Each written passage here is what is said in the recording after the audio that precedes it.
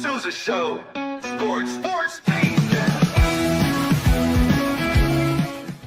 Nobody tells our stories better than our clients. The difference is stark. I was rear-ended at a stop. I thought I was fine, and then once I got home, I realized it's a lot worse than I thought.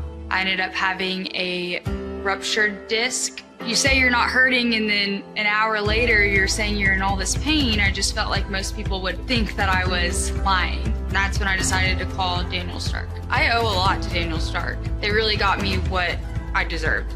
The difference is stark.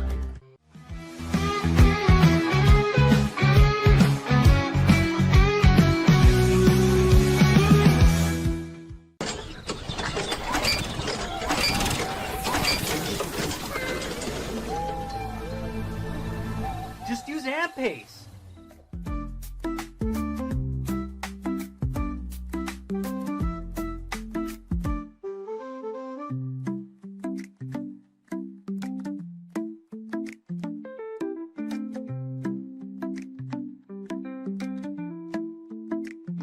AMP-Pace. With Ease US makes studio quality voiceovers for your videos online in over 149 languages and dialects, featuring 468 natural AI voices. Customize the volume, mood, and pauses to perfectly match your content. Plus, capture high quality videos with no watermark. Record your screen, webcam, and voice, and save them instantly to your computer. Never been easier to create professional grade videos and voiceovers. Try it today at easeus.com. That's EASEUS.com. Ease US.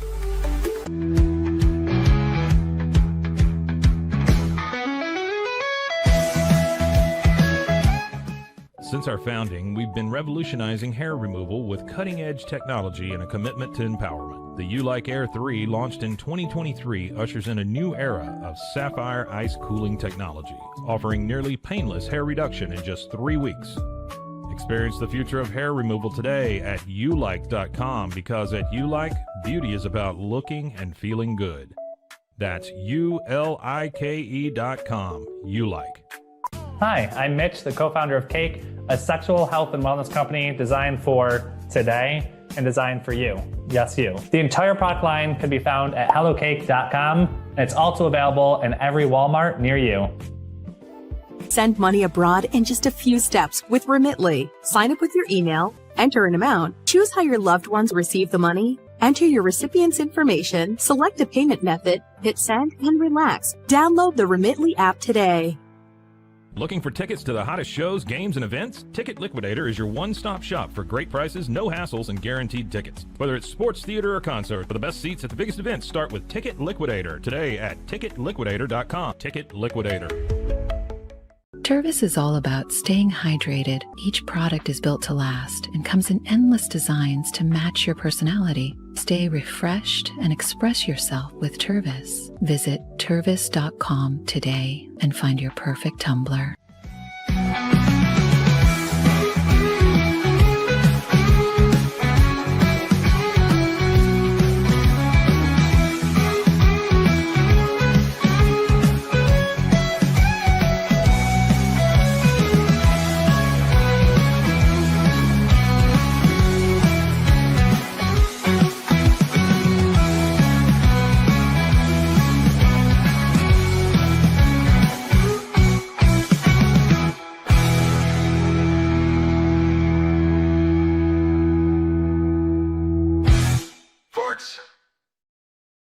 All right, it's the Pete Sousa Show. We're in New Orleans, and I'm sorry about this setup. I had it set up here where you were going to see Caesar's Palace in the background. Really, you can see it, but if you can see it, then you can't see me. So there you go. You see it a little bit, and now you don't see me. So Cam made me close the blinds. Okay. So I'll someday I'll figure this out. Someday I'm just going to travel with somebody that can do this stuff for me.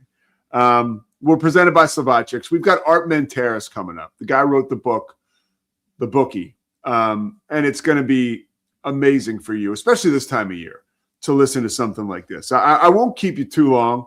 Of course, we're presented by Slovakics, Daniel Stark Injury Lawyers, right? Socorro Family Forward. Everybody, we thank you so much for being a part of this.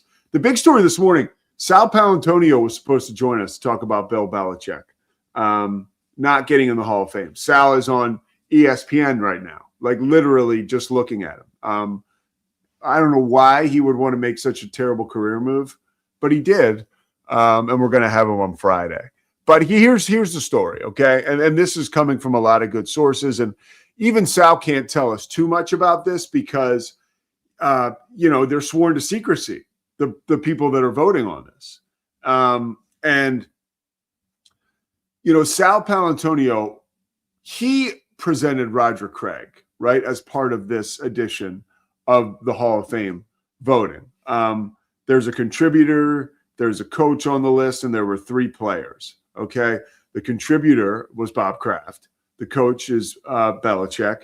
The players are Kenny Anderson, Roger Craig, and there's another one I'm forgetting. But that's the point, right? Like, I forget the other guy. Like, he's forgettable. And this is the Hall of Fame. And for Bill Belichick, L.C. Greenwood, part of the Steel Curtain. Okay, like, sure, but he was L.C. Greenwood. Now we're talking. Who else? Joe Green. Who are some of the other? D.D. White, I think. Lambert Ham. Yeah, but I'm thinking of the defensive line. All right. Gotcha. But God. So, anyways, as I was so rudely interrupted by this goddamn know-it-all in Boston, if I want to talk Sugar Bear Hamilton, I'll cue you up. All right. But I do want to bring Cam in a few moments just to get his take on this, and then we'll get to Art Manteris. But look, the bottom line is this was more procedural than snub. I think that's something that is not the sexy line for America and the storyline that everybody wants to glom onto, but I think it's just I think it was, there were a couple assholes in the room, like there always are, who have an agenda. And, maybe, Bill Polian looks really bad in this whole thing. And I want Cam to kind of update us on that in a second as to why he looks so bad. But Paolantonio said this morning that this was a situation, and Howard Balzer actually said this off the air, talking to Visser yesterday, Hall of Fame sports writer, that this was more about the procedure than about Bill Belichick or actually getting like snubbed or screwed over. Okay. Cam, can you share with us a little bit about the Bill Polian side of things? Like where what's going on with that?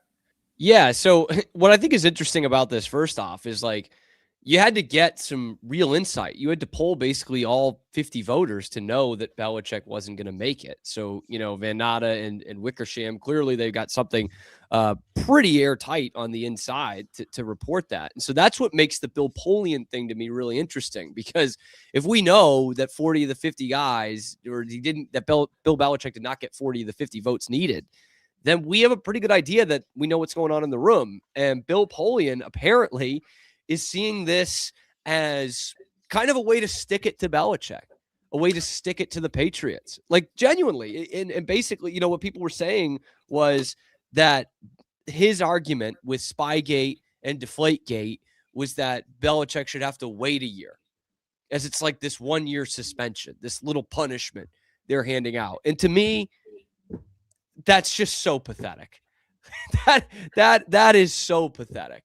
And Bill Polian had himself a heck of a career, but let's be honest with ourselves. Like, Bill Belichick is 10 times the Hall of Famer Bill Polian is, and Polian's already in, and he's trying to keep Belichick out because of, in part, what Belichick did to Polian's teams for years and years and years. Like, let's be honest here. So I was not surprised to see Bill Polian at the forefront of this.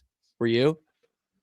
Kind of. And I don't look here. I'll say this. Like, I don't know that it's like so egregious that he does have to wait a year, because of, they were like found guilty of Spygate pretty much. Right.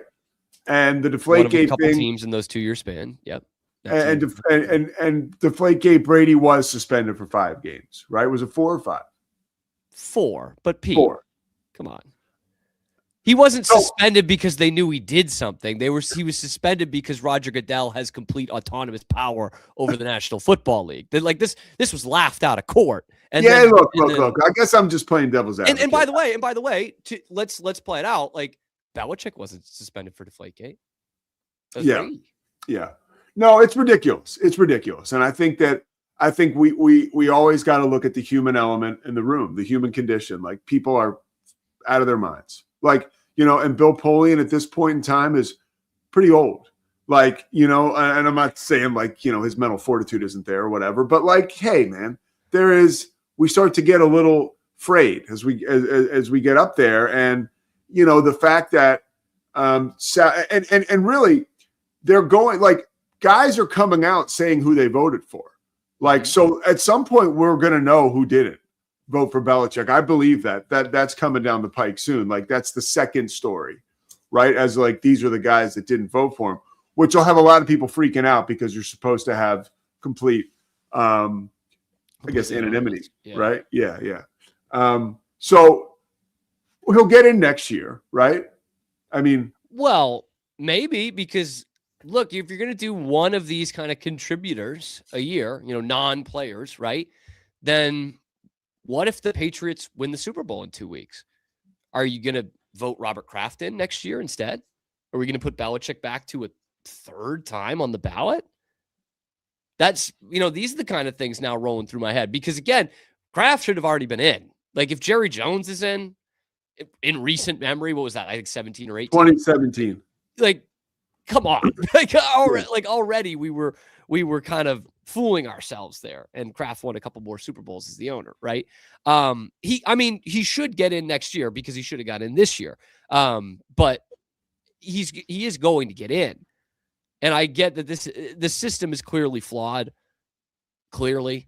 And my guess is it's probably going to be Roger Craig that gets in out of this group. And I like to think of this in the dumbest way possible, like really dumb it down. The football is oval shaped, kind of dumbed down here. Like, if we're being honest, Roger Craig, Bill Belichick, Robert Kraft. If you're going to tell me one of those is getting in to the Pro Football Hall of Fame, and it's not one of the two Patriots contributors, we've lost the plot on it. That's all I'm saying. We've lost the plot on the Hall of Fame. Is this going to be your show today? It's going to be a big part of it. Yeah. Because even if it is like, and we obviously got a great explanation of it. Like it is kind of the system, the process, rather than probably that more so than Bill Polian's bitching here. But like still, this is Bill Belichick we're talking about. Like this is the greatest coach in the history of the sport. Look, man, and I think it's safe to say you got to factor in all the stuff that's going on with Jordan and all that other. I mean, people look. I'm not saying it's part of the criteria that these guys are supposed to be working off of, but I'm saying that it probably is somewhere rolling around. I mean, his legacy has deteriorated over the past year, and I don't think. And let me be very clear about this. I think it is like a finite deterioration, if that makes any sense. Like, I think once we get this North Carolina mess behind us, it'll be all well and good. That'll be a blip on the radar. It's a weird postscript. But it is. And I think that feeds into a little bit of this. I do. That sucks then. Like, I'm sorry. That stinks. That if that's the case. Look, and you might be right. You talk about the human element, right? Like there is a human element here. Yeah. That would be, it's weird that he's dating a 24-year-old. It is weird. No one's going to say it's not. But I just don't think that keeps you out of the Hall of Fame when you've won 8 Super Bowls. Like, we're living in a world where like 2 of the guys in that room, one turns to the other and goes, he's a creep anyways. Like, and then like, yeah.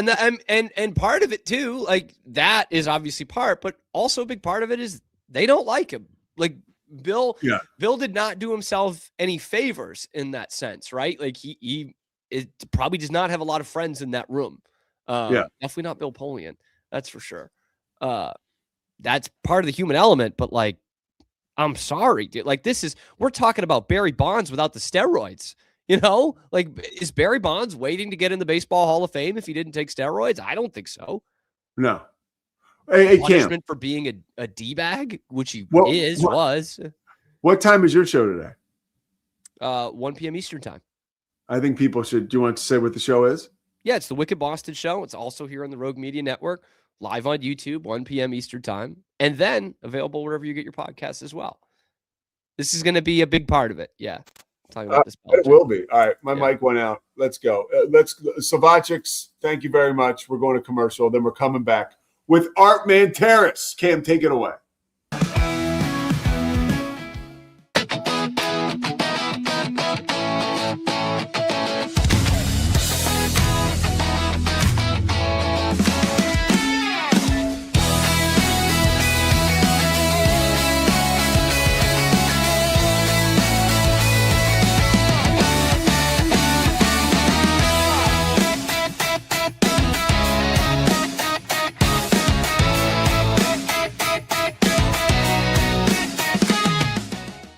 Bubble allows you to make it real and for it to actually work.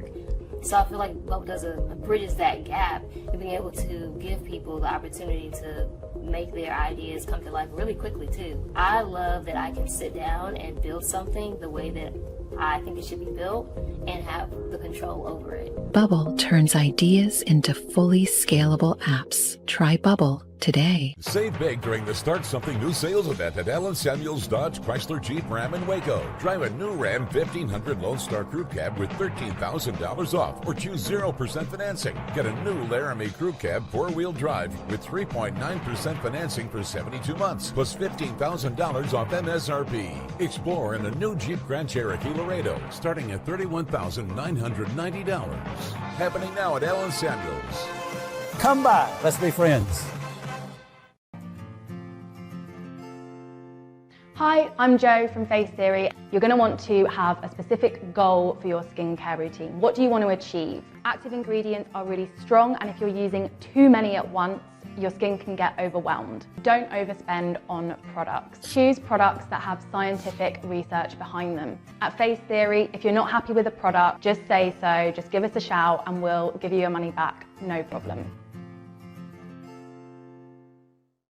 I know you're gonna love this Kodak Dot Plus printer. You guys just connect it to your smartphone and then you're gonna use the Kodak Photo Print app. It's going to print you a 4x6 photo. I am just in awe. I love how these turned out. Also, the printer comes with a free cartridge of 10 photo sheets.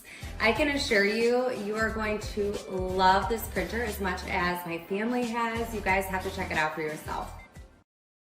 Streamline event and appointment booking with Amelia's sleek, modern, and fully customizable booking forms. Tailor the colors, fonts, and design to match your brand and seamlessly integrate with your WordPress website. Whether it's for events or appointments, Amelia makes booking simple, stylish, and perfectly aligned with your business. Enhance your booking experience today at WPAmelia.com. That's WPAMELIA.com. Amelia.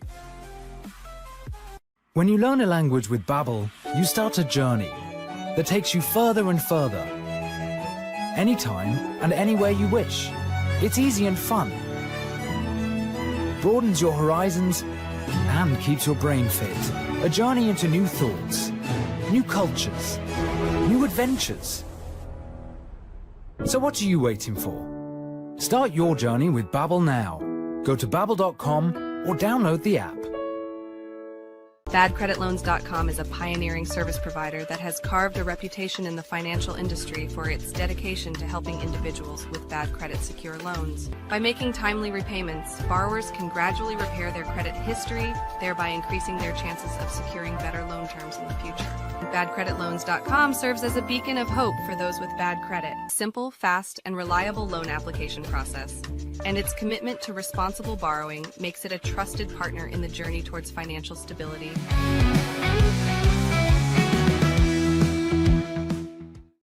Book is the bookie.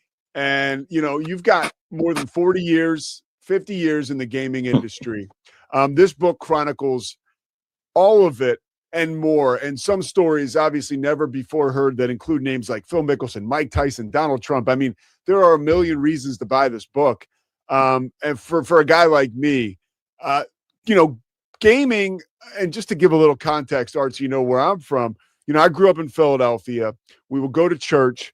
On the way home, we would get Dunkin' Donuts, and I would sit in front of the TV and break out the Philadelphia Inquirer with all the matchups, and I'd watch Jimmy the Greek and Brent Musburger and Irv Cross and the whole gang and eat these donuts and think about these games. It was my first experience with getting high and gambling. You know what I mean? I was like, this is the greatest thing in the world. For you, you know, what was your entree into sports gaming, right? Just like give me a taste of how you got into this thing. Well, unfortunately, I can't remember back that far because I was around it virtually my whole life. You know, my uncle Jack Franzi, who I talk a lot about in the book, was involved from my earliest childhood memories. And in fact, one of the stories that we tell was going to this little candy store that he used to take me and my two cousins to periodically. And it wasn't until many years later, when we were teenagers, that we realized that in the back room of that candy store was a bookmaking operation, and they were going down there to settle up and make calls or whatever else they did there. So yeah, being around sports gambling, it goes back to my earliest childhood memories. And you know, you talk about family members and you know, your connection to gaming early on. How much different was it back then? If you can give the person, you know, not everybody, you know, grew up when I grew up and sort of understands that side of it. Right now, people are just on their phones, and it just was not always like that. What was it like when you got active, right, with bookmaking? How was it then? Well, the world has completely turned upside down in the last few years. But growing up and being, you know, on the periphery of sports gambling, I saw the negative sentiment, certainly. Now I do talk about in the book about, you know, policemen and teachers and principals even betting sports and talking about it openly in the classroom and things. But there was also that dangerous part of the business too. And in fact, my uncle was indicted by former U.S. Attorney General Richard Thornburg in Pittsburgh for a violation of the Wire Act. And the Wire Act is an old law that's still on the books about interstate transmission of wagering information. And you know, that law needs to be repealed. By the way, it's grossly outdated. It was written and enacted into law before laptops and mobile phones, and you know, the world is just a completely different place now to when that was introduced. But most surprisingly to me, Pete, is the total 180 change in sentiment from the leagues themselves. And you know, I endured 40 years of operating sports books and being vilified by the leagues as, you know, a corrupting influence and you know, negative towards the youth of America and so on and so forth. And now all of a sudden, you know, now our positions have completely reversed. You know, for the last 15 years that I think that I was in the business, I was a staunch advocate for a clear separation between gambling on sports and participation in sports. And I still believe that. My position hasn't changed, but the leagues have definitely changed. They've gone from adversary to the gambling industry to staunch allies with sponsorships and official partnerships and so on and so forth. And that causes me a lot of heartache right now, because I think the industry has gone too far, too fast. Well, then let me get your take on this. You know, back when, let's say the 80s, right? If a guy was playing, and you know, you're free to mention anybody you want, but if a guy's playing for the Yankees and he's making $300,000 a year, and you know, a guy like that can really get over his skis gambling, and then maybe tries to dig himself out by compromising a result of a game or two, right? I felt like with the salaries being as lofty as they are now, we almost got away from that. Like, guys were making so much goddamn money, you really couldn't get to them. But then we started now on the phones and with all this stuff, and now it's more everywhere. Have you noticed that shift, Art? It's like I almost felt like we were out of the woods as far as compromising these games, and now we've opened up the floodgates again, and we're back in harm's way. Absolutely, you're correct. And you know, when we had a monopoly on full-time sports gambling in Nevada, we did a really good job of monitoring for improprieties. I worked for the NBA on the side for 10 years myself, but beyond that, just as a bookmaker in Nevada, the gaming industry in Nevada and the gaming control board in Nevada did an incredible job of being on the lookout for irregularities and doing the right thing in those very few instances that we caught something.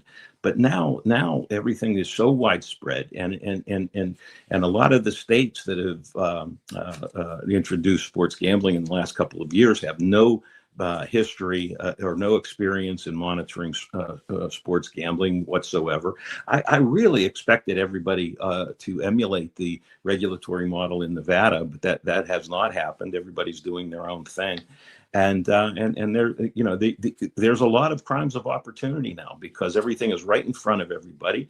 And I think the leagues have a tremendous conflict of interest in, and they have a very difficult a messaging problem right now where they're so involved, the leagues and some teams are so involved with gambling marketing, and then they're telling their athletes and their even their office workers and staff, how evil gambling is, stay away from gambling, but they're partnering with gambling companies. So it's a tough sell on that message. For yourself, somebody who was running these books, right, at several different high-profile places, how did you handle inside information? Like, is there a story or a particular instance where you got a piece of, because you were sourced up, right, where you get a piece of information, whether it's from, a team doctor or a teammate of a guy, and now, where this thing is headed outcome-wise? Yeah. Did you ever have something like that go down? Yeah. There, I used to get tips frequently, actually, but it's very difficult to separate the fiction from reality. And but was a few times that I did get some very, very valuable inside information. And the one story that I talk about in the book that was an absolute epiphany for me was the Manny Pacquiao Floyd Mayweather Jr. fight in Las Vegas in 2015, I believe it was. And I was out of the boxing business at that time. Earlier in my career, I was intimately involved in boxing promotions, and I would speak at the press conferences. I would lobby for the fights that I wanted the property to sign. I was dealing with Bob King and Bob Arum and Don King all the time and promoting fights. Yeah, you were a total player. Like, your face was always around that stuff. Yeah, and I loved it. But I never saw the hypocrisy of being involved in both, in the sports event itself and in the gambling side of the event, until the Pacquiao Mayweather fight, where I did get some very, very important late breaking information before the fight about Pacquiao's shoulder injury, and I moved the price on the fight, and I reversed my position on the fight. Because of it, because I knew the information had come from a credible source. I knew he was close to the situation and could easily have valuable, pertinent information. And he was a reputable, trustworthy guy. So, yeah, I did take that one seriously. And sure enough, it was true. And immediately after the fight, it was divulged that Pacquiao had a shoulder injury going into the fight. Blame was cast at the athletic commission for not allowing him to receive a steroid injection. But nevertheless, he was injured. He got shoulder surgery immediately after the fight. I was tipped off that he may be injured badly and in fact was told he can't win the fight. But that was an eye-opening experience to me when I realized, what in the world would I have done if I was involved in that promotion? If that was my fight and I was that we were hosting and I was advocating on stage and so forth, what would I have done? And I don't know the answer to that question today, because there's so much money put up in the build up to a big event like that it's hard to cancel the event at the last minute, and we all understand that. But nevertheless, it should have been done in that case. And from that day forward, I've always strongly advocated you can't do both. You can't be involved in sports in any way and gambling on sports. There has to be a wall between both industries for the good of both industries. No, and you illustrate that in the book time and time again. You mentioned the boxing promotion. When you were in that industry, you hear all the stories. I've read many books. I can't wait to read yours front to back about the underbelly of boxing. You don't have to look too far and hard to find good stories about that. Was there a compelling moment for you that shifted the way that you looked at boxing when you were promoting boxing and you thought, maybe this is a little bit too dicey for me? No, I'm a little bit embarrassed to say that it never struck me. I was so enthralled. I was so enthusiastic. I loved everything I was doing. I loved running the Superbook at the Hilton. That's probably the greatest job on earth for a young guy. And I loved being involved in boxing. You know, I was a big fan myself, and then hanging around with the promoters and the athletes themselves was a you know, just the funnest career a young guy could have. So no, it did not bother me when I was involved in it. It wasn't until I moved to station casinos that this hypocrisy hit me over the head like a ton of bricks. What was it like interacting with a guy like Don King on the regular, like you did? You know, Don, people want to hit me when I say this sometimes, but I liked Don. I liked working with him. We had a blast. He was hilarious in private to me. But, you know, there was that ruthless side too, or at least so I've been told. You know, the fighters that fought under contract with him might have a very different story. But I had fun with Don, and I had fun with Bob Arum. I got along with both of them. They knew that I knew the business, so they couldn't take advantage of me the way they would take advantage of a lot of hotel presidents who didn't know sports or didn't know boxing. In fact, I remember Don saying a couple times with certain presidents that he totally took advantage of in the deal that he struck with them, saying, "Well, I'm going to give him a boxing lesson," and he did, and he did. But I swear, with me, we got along. We took care of business. Both sides were successful in our boxing endeavors. While most places were losing money hand over fist on boxing promotions, we did well at the Las Vegas Hilton in the long run. How about the Tyson story where he goes to fight Buster Douglas in Tokyo, and there's this revelation about his condition afterwards that affected him? You know, you're on the ground floor for something like that. Can you give us some insight on that wild story? Well, I can, and you know, it's an interesting story, but there's more to it, you know, because Mike Tyson certainly was in a bad state of mind going into that fight. He had personal problems with his wife and pending divorce, I believe, and Buster Douglas, on the other hand, was as pumped up as he could possibly be. His mother had just passed away. Now that type of situation can affect athletes in two ways. It can be very beneficial towards their performance, where they, you know, perform at a very inspired level, or it could go the other way, where they're totally out of it and depressed and not concentrating on preparation, and their performance could be horrible.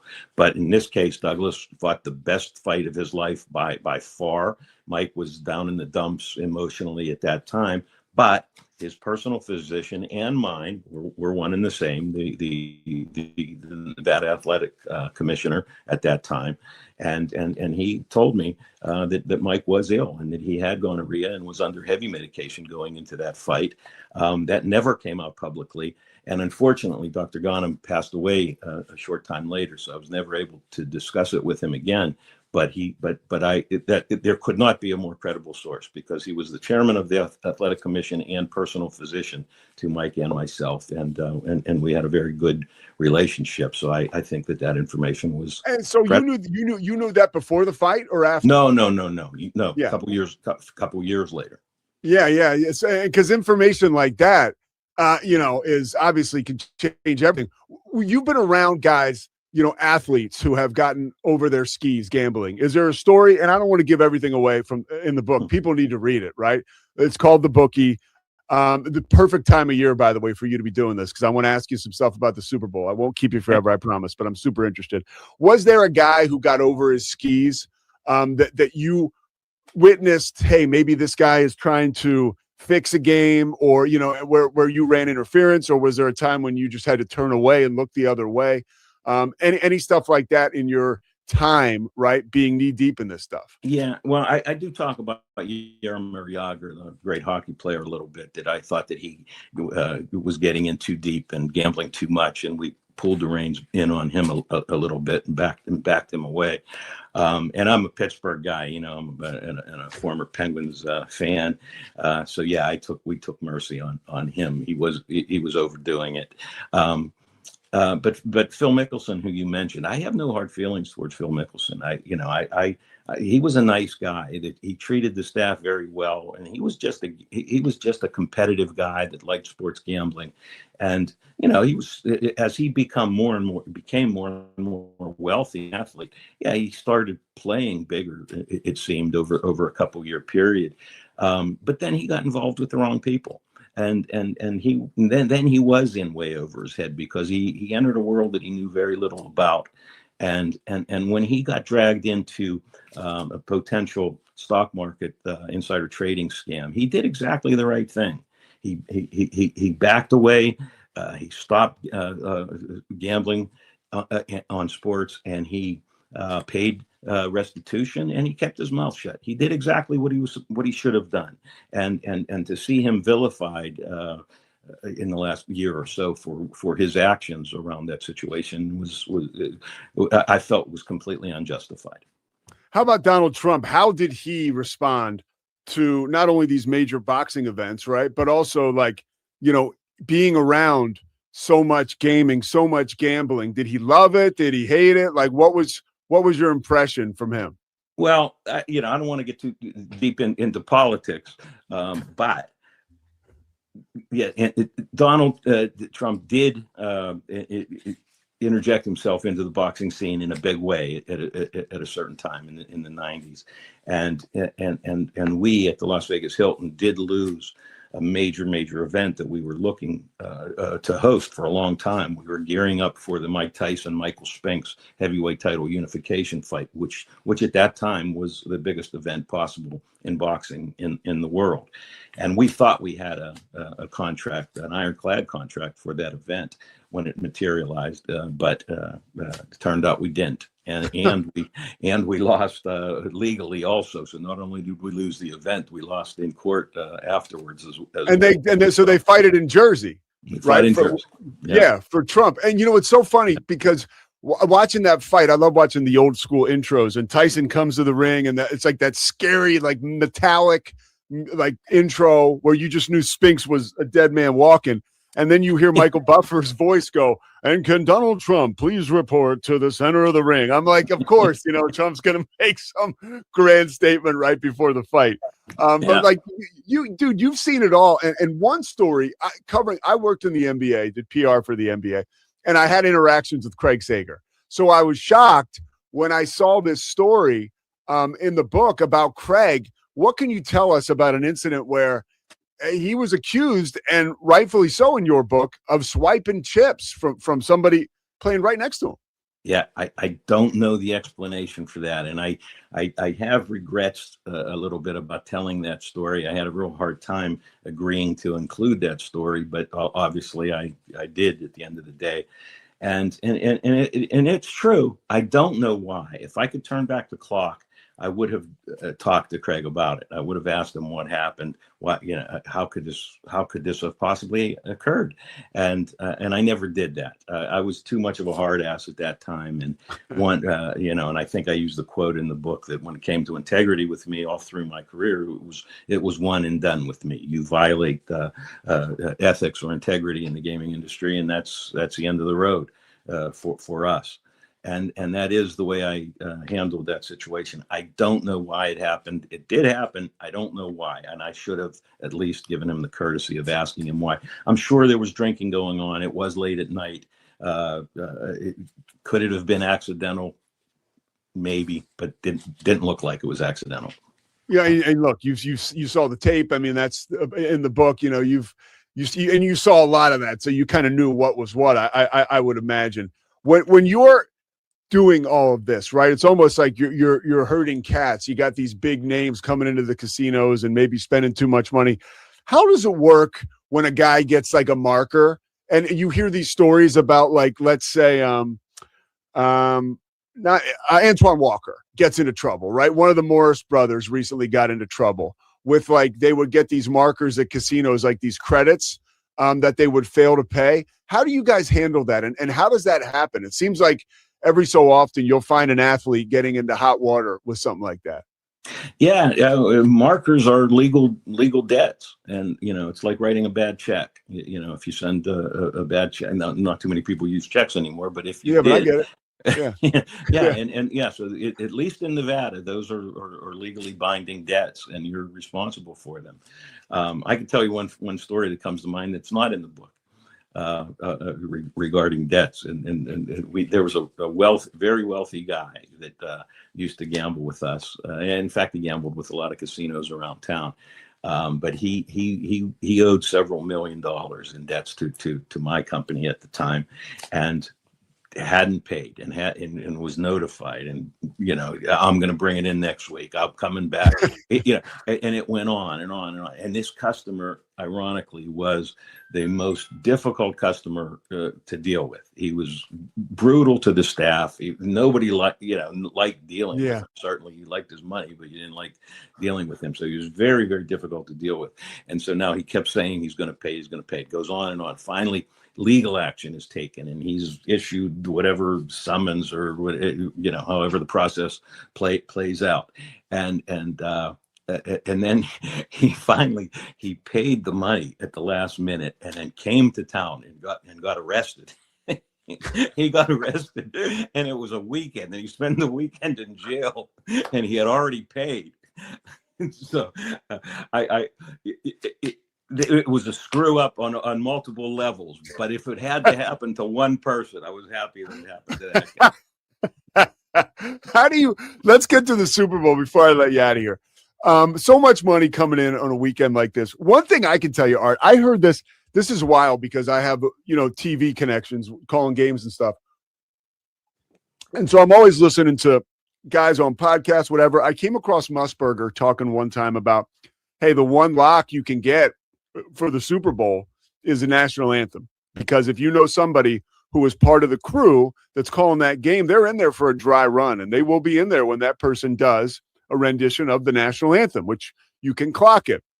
Well, I had a buddy who was doing on the Fox staff a few years ago, and I asked him after the rehearsal, hey, what did such and such artist come in at? And he told me. And the next day we bet it and we nailed it. Like, how do you guys avoid stuff like that? Like, how do books manage some of those silly prop bets, right? That someone like you knows from knowing stories like that. You've heard a million of them. How do you make sure you guys don't get burnt on that stuff? Well, that particular prop that you mentioned, I thought was a little over the top, because it is not a sporting event. It's not determined on the playing field, and it can be manipulated a little bit. So yeah, I think some proposition wagering has gotten out of hand. I do love Super Bowl prop wagering in general, but you can go too far with it too. And one thing I do disagree now with a lot of my colleagues is I am not an advocate of proposition wagering on college athletics. I don't think that we should put college athletes in that position of vulnerability. On professional athletes, yes. Now, am I surprised that so many pro athletes have been accused of wrongdoing relative to prop wagering in the last couple of years? Yes, I absolutely am. I did not see that coming. We never experienced that in Nevada, but the rest of the country, though, now is seeing it, obviously. How does that happen? Are these guys just, and I hate to use, are they that are they that dumb? Like I don't understand how, because I'm with you. I thought, well, that will never happen. A guy betting on, DraftKings or something. What is going on? Yeah, it's hard to pinpoint, but again, it's the widespread access. It's the constant bombardment with gambling advertising, and they're crimes of opportunity. And there's 100 reasons, and I could talk about this for a long time, but I do think that Nevada does a few things right. And one of the things we do right is requiring all applicants for mobile accounts to walk in physically to a licensed location to set up your account. And I'm completely convinced that is a major deterrent. For you to go into a casino and to be on video surveillance, present your ID, that's a deterrent to this kind of activity. Now everybody's signing up online, and you never have to go to a casino. And I think that doesn't have the control or the incentive to keep things clean the way that walking in the door does. This most recent gambling scandal, where it affected a lot of college basketball teams, right? Like mid-major, small time, even some, Power 4 conferences or Power 5. You heard St. John's mentioned in there. Where is this going? Like, I'm almost kind of getting numb to it. Just when you see it as part of the news cycle, it's like, oh, here's another thing. Like, how is that going to stop? Don't get numb to it. Don't get numb to it. It has to stop, because if it doesn't stop, and soon, the credibility of sports is going to be tainted forever. And once you lose that credibility, you've lost it. And if you're familiar with the old gambling entrepreneur, bookmaker, mafia figure, Meyer Lansky, way back in the 1930s. Look up some of his quotes about the integrity of gambling, and he was right on that.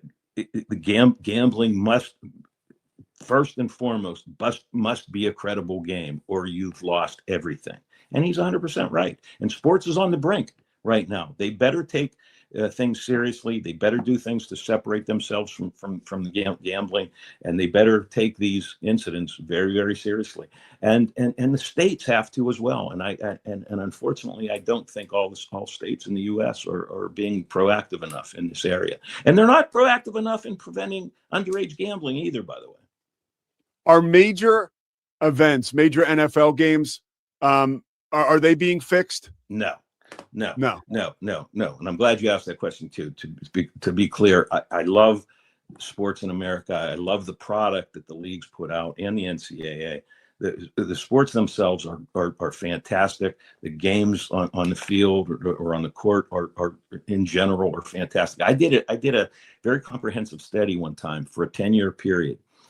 It's a while ago, and before PASPA was repealed and sports gambling opened up nationwide. But so this was relative to Nevada at the time.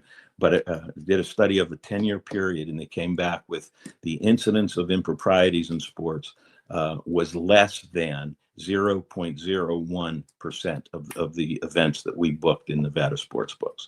And I believe that to still be the case today. Now, have there been incidents like with referee Donaghy in the NBA, and then some of these recent incidents of serious allegations on prop wagering and so forth today? Yeah, they have. So that analysis might be quite different today than it was back then. What don't we know about the Donaghy scandal? That's a good question too, and that we do talk about in the book. I'm not going to give it completely away, that one, because I think that's a serious enticement to the book. And I want you to, after you read that, we have to talk again. Oh man, that's a cliffhanger. Because I'm a Philly guy. I went to Archbishop Carroll. He went to Cardinal O'Hara. I feel like all these friggin' referees are from like the Delaware County area where I grew up. So it's so interesting. I mean, they're so, the shenanigans, as you know, and I appreciate you saying that, because I do believe that it's like such a small sliver of actual games are getting tampered with. And but it's out there, and it's guys like you that can keep us aware and also keep us entertained with a book like this. I do want to say this is published by HarperCollins. So we're not just bringing you some friggin' leaflet, right, that's gotten thrown out there. This is a big time book that is put together very well, and people should go out and buy. Is it out right now, Art?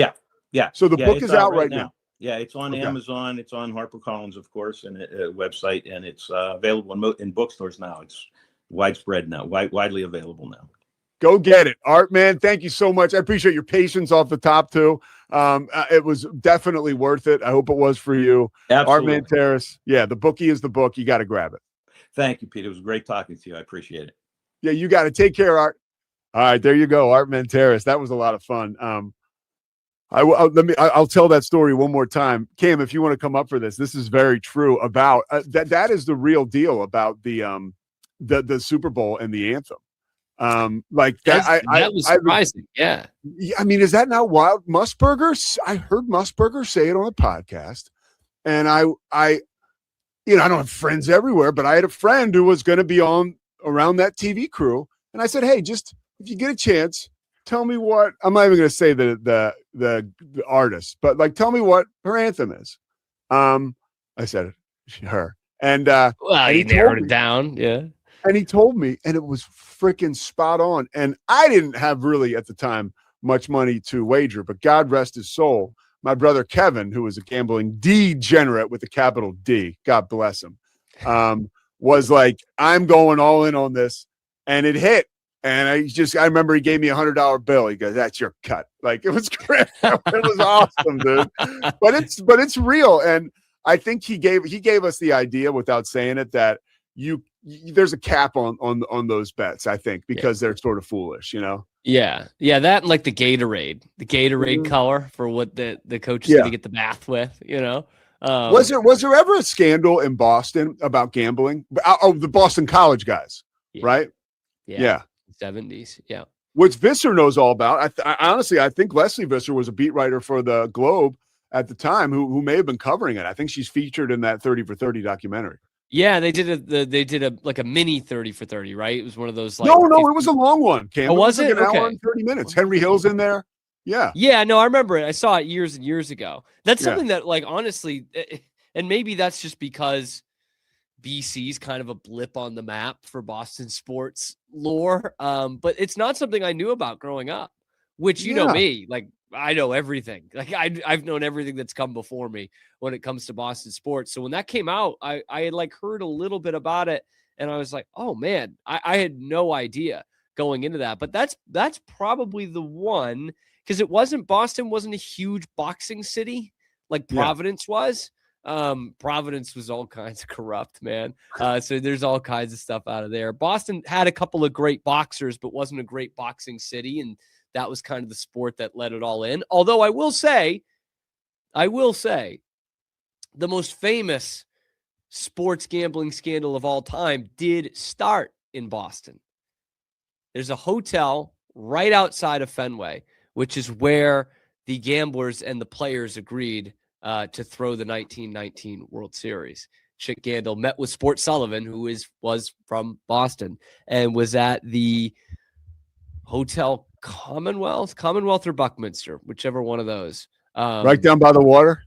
No, right by the ballpark. Literally, okay. It's still there. It's funny. Like you get off the tee and you're going up to, this shrine to baseball, and it's summer day and it's purity and it's right there, like a mark on the game. Dude, right I love that shit. I love going to places where, and sorry for swearing, I love going to places where you can just stand and be like, this happened right here. Where it happened. All right, real quick, what was your favorite spot that you did that at?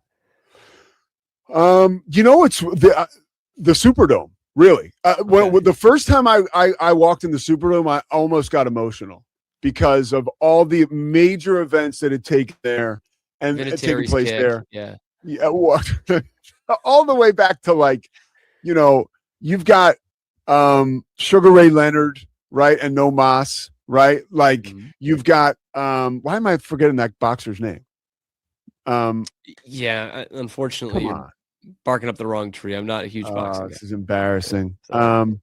Hold on, let me look this up. All I got to do is type in No Mas, dude. It comes right up. Sugar Ray, Roberto Duran. Yeah. But all the Super Bowls, all the college national championships, all the presidents, and of course Katrina and all that stuff. Like, to me, that was ground zero. I was bummed when I was in Miami recently. I wanted to go to the Orange Bowl site. I didn't get a chance, but I think that's been torn down. How about you? Was there a place? I've still never been to Dealey Plaza, by the way. It's right up the goddamn road. I mean, you should. The sixth floor museum is actually no free rides, but it's a good day out. It's a good day out. It is for a history nerd. Man, there's so many of those, and I drag my fiance to these most of the time. Yeah, and I'm just like, here it is. Here's where it was. Whatever it was. I'll tell you though, the number one thing was not a sports thing. It was when I moved to Chicago from Waco, and I drove up. It's just me, and a car full of my stuff that you helped me pack. And I did a detour when I was in Iowa, and I went up to Clear Lake, Iowa, and I went to the Surf Ballroom, which was the last place that Buddy Holly, the Big Bopper, and Richie Valens performed the night that their plane crashed. And I went to the plane crash site. Goodbye, baby. That's me. That's a good Simpsons joke anyway. So I went to, they have a little memorial where the plane crashed, and it's got like the big Buddy Holly glasses. Man, it was so surreal, Pete. I was there. It was December. It was so cold. The plane crash happened in early February. So it was pretty much the same kind of weather, snow on the ground, freezing. And it is just in the middle of this field in the middle of America. You could not get a more random place on the planet Earth than Clear Lake, Iowa, man. And it's just, it's got a little GPS site. You can take your car out there. There's a bus stop there for some kid who probably lives 2 miles away. We're talking small town, rural America, which I already love. And it's just right there. And it's dead silent. I'm like, were you by yourself? Where it happened. Yeah, it's just me. It's just me. And some woman waiting for a kid to get off the bus. And so it was just me. And it was like, still, I get goosebumps talking about it. Not just because it was 5 degrees outside. I love that. I love that stuff. Like, you know, this is like this is like American history right here, you know? One other thing I want to ask you about. Yeah. If you watched our show earlier this week, I'm just doing that, right? You would have heard us talk to Howard Balzer, and he talked about, again, as we get ready for another Patriots Super Bowl, the Malcolm Butler being held out. He did play 2 plays, I think, a couple special teams plays. Special teams, yeah. Why, Kim, why the hell didn't he play? And why don't we know, dude?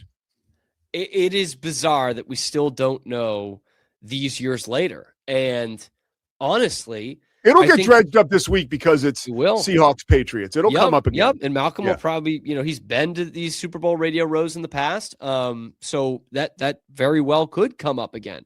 And why I think we don't really know is because, and maybe I'm being naive here, but I don't know that Malcolm fully knows. You know what I mean? Like there's rumors, you know, he was late to a meeting or this, and maybe that's it. But to keep at that time, probably your best corner, I think that was Gilmore's first year, so maybe not your best corner, but a guy who's a Pro Bowl corner, you keep him out of the game as Eric Rowe is just getting lit up play after play. Yeah, it was amazing. It's just something just doesn't add up, and we still don't know the full answer. Like, and I get it, Belichick, right? The disciplinarian, you know, you miss a meeting and that happens. You know, you heard Fourier talking about it the other day, like with Joe Gibbs, like who's being held accountable here? Because that did happen in New England. Yeah. But to keep a guy out of the Super Bowl for that, and you know, and Malcolm Butler has a heck of a story. You know, he had his hurdles in college. He's been very open about that.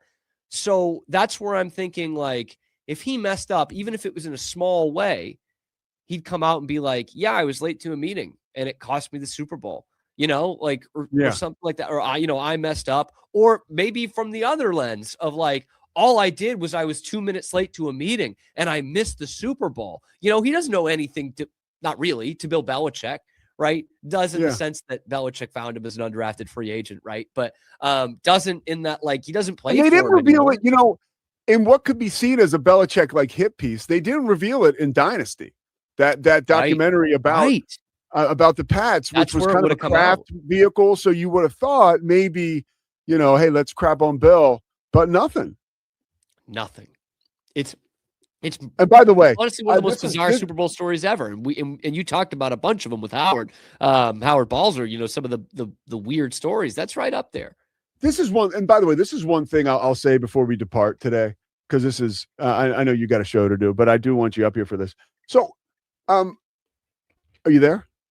I'm here. You got me. You froze for a second. So, Stephon Diggs, right? I saw him talking about Mike Vrabel, and you could tell he almost got emotional. And I mentioned Teddy Bruschi when I was talking to Howard Balzer earlier this week, telling Mike Vrabel that he had some Bill Parcells in him. And it's the ability to get through to these guys and to connect with them. Are we ready now to admit, dude, right, that the boy wonder analytics bullshit, right, that we are so tethered to in today's NFL? Again, sorry for swearing, Visser, but that one I think was emphatic enough. Like, I think that was necessary because men who played the game, right, who had the experience of being in the trenches, I really think that they have a different ability to break through to these athletes and to get them to believe and be a part of a special mission, as opposed to, and it's not a knock on guys who didn't play, but overwhelmingly now we're seeing that come into the sport, especially at head coach. Yeah.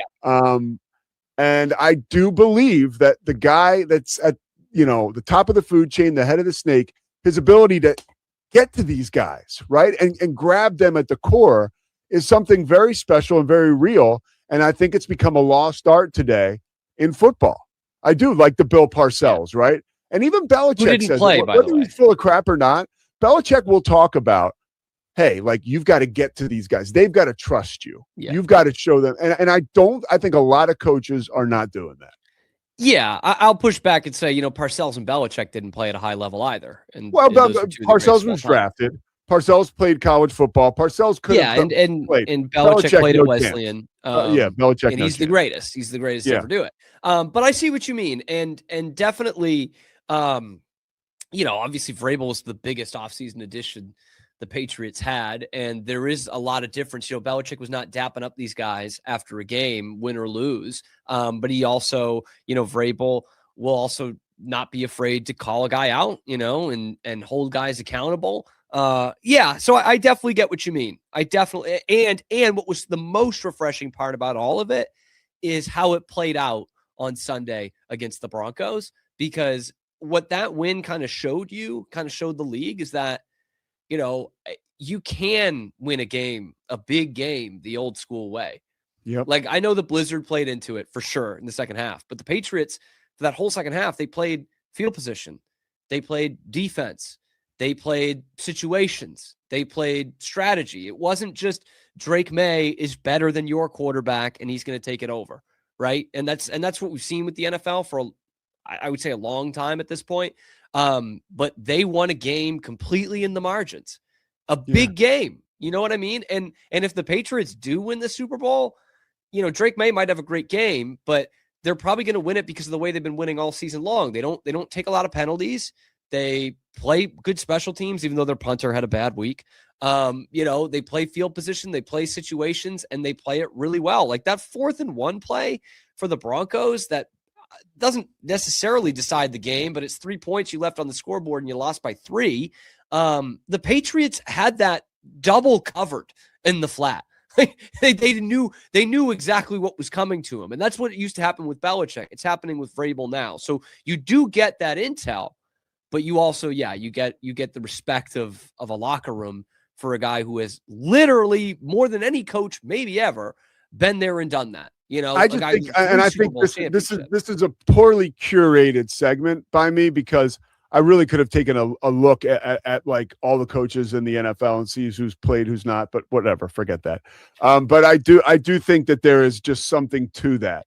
I think there's something special about having a guy who is hardcore and has been through the battles telling you, I know what this is all about, and I think there is I think we maybe have, like we do in America and in society and in the world, we kind of overcorrected with the analytics and a lot of that. Like the analytics, I don't give a crap what the analytics say. It's a blizzard. My starting quarterback is hurt. Like, and I'm not saying Sean Payton fell victim to it, but you get the idea. It's like, I think these geniuses aren't managing these nuanced situations well at all. Right?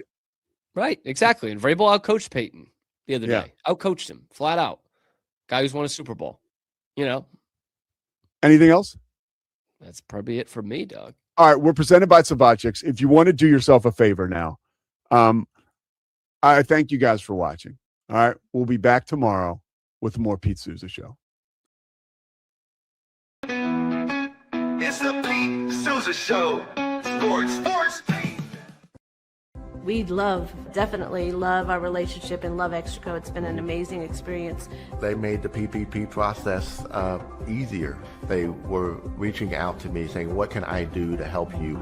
That made a huge difference because my stress level, when we shut down, to afterwards was night and day. Our experience with Extraco has been phenomenal since the very beginning, so we love Extraco. Nobody tells our stories better than our clients. The difference is stark. I was rear-ended at 70 miles an hour. I was injured, had a concussion. The insurance company, they delayed. They were playing games from the initial conversation. They weren't going to help me. The biggest thing I learned through this is that you can't go through this alone. I called Daniel Stark. They were going to help me and everything was going to be all right. Daniel Stark got me 10 times the insurance company offered. The difference is stark. Nalgene Outdoor has been your trusted companion, fueling adventures and helping protect the planet. We're committed to reducing waste, improving access to clean water, and providing simple, safe, and sustainable products for you and your family. NALGENE.com.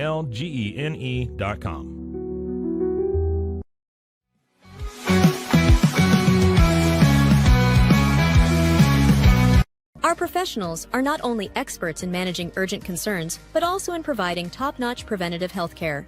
We're proud to connect pet owners to a vast network of licensed veterinary professionals, ready to address any immediate concerns. Book your first appointment today.